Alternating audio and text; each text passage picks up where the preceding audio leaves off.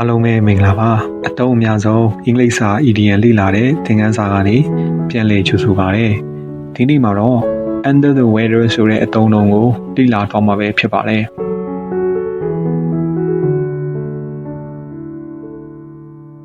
I am just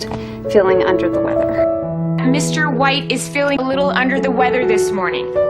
Well, perhaps I am a little under the weather. I know a lot of us have been feeling under the weather lately. Listen, boy, your sister is a little under the weather. Lemon, you're looking a little under the weather.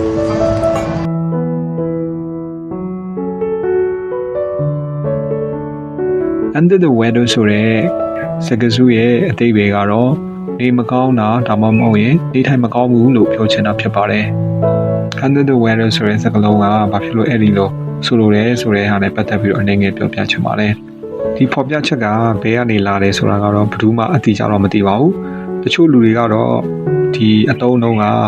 ပင်လယ်ထဲမှာခရီးသွားလာနေတဲ့တင်မောသားတွေကနေမူလအားဖြင့်အတုံးပြတဲ့ဘန်းစကားကနေလာတယ်လို့တချို့ကတော့ပြောကြပါတယ်ဘယ်လိုပဲဖြစ်ဖြစ်ဒီစကားစုကဘယ်အလာလဲဆိုတာအထူးသဖြင့်အရေးမကြီးပေမဲ့အတုံးများတဲ့ဖော်ပြသုံးနှုန်းမှုဖြစ်နေတာကြောင့်အင်္ဂလိပ်စာလေ့လာနေတဲ့သူတွေအတွက်ကတော့ဒီဖို့ရန်အတွက်အရေးကြီးပါတယ်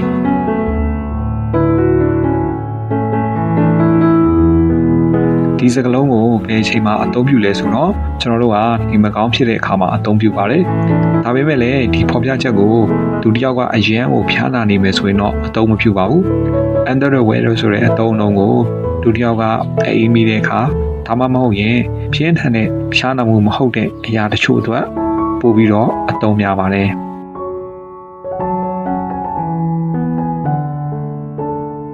under the weather ဆိုတဲ့အသုံးအနှုန်းကိုအသုံးပြုလာတယ်စကားပြောအတူလေးတစ်ခုနဲ့ဥပမာနှစ်ချောင်းကိုအတူကြည့်လိုက်ကြရအောင် How are you နေကောင်းလား To be honest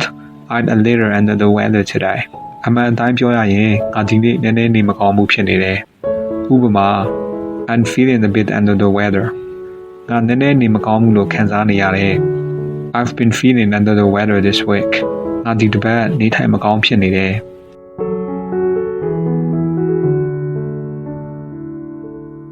I am just feeling under the weather. Mr. White is feeling a little under the weather this morning. Well, perhaps I am a little under the weather. I know a lot of us have been feeling under the weather lately. Listen, boy, your sister is a little under the weather. Lemon, you're looking a little under the weather.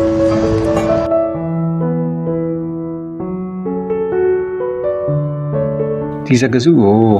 verb to be နဲ့ပြီးတော့ fee ရဲ့နောက်မှာအသုံးပြုလို့ရပါတယ်ဥပမာ verb to be နဲ့သုံးထားတဲ့စာကြောင်းကတော့ she's under the weather သူကနေမကောင်းဖြစ်နေတယ် he will not come to work today because he's under the weather သူကဒီနေ့အလုပ်လာမှာမဟုတ်ဘူးဘာဖြစ်လို့လဲဆိုတော့သူနေမကောင်းဖြစ်နေလို့ပါ I was under the weather all last week အရင်အပတ်တစ်ပတ်လုံးငါနေမကောင်းဖြစ်နေတယ်ပြီးတော့ feel ဆိုတဲ့ verb နဲ့လည်းကျွန်တော်တို့အသုံးပြုလို့ရပါတယ် I feel under the weather today ငါနေမကောင်းဘူးလို့ခံစားနေရတယ်She said she's feeling a little under the weather today. ဒီနေ့သူနည်းနည်းနေမကောင်းဖြစ်နေတယ်လို့သူပြောပါတယ် He might not come because he feels under the weather. သူကနေမကောင်းလို့ခံစားနေရတာကြောင့်သူလာမှာမဟုတ်တော့ဘူးအခုချိန်မှာတော့ဗီဒီယိုလည်းကြည့်ပြီးသွားပြီဘယ်လိုအသုံးပြုရမလဲဆိုတာလည်းသိလာသွားပြီဆိုတော့ under the weather ဆိုတဲ့အသုံးလုံးကိုအသုံးပြုပြီးတော့ဥပမာစာကြောင်းနှစ်ကြောင်းပြုလုပ်ပေးပါဒီသင်ခန်းစာကိုအားလုံးပဲနားလည်ပြီးတော့အသုံးပြုနိုင်လိမ့်မယ်လို့ထင်ပါတယ်ဒီနေ့နေမကောင်းဖြစ်တဲ့အခါမျိုးအေးမိတဲ့အခါမျိုးမှာဆိုရင် under the weather ဆိုတဲ့အသုံးလုံးကိုသုံးပေးပါအင်္ဂလိပ်လူမျိုးတွေက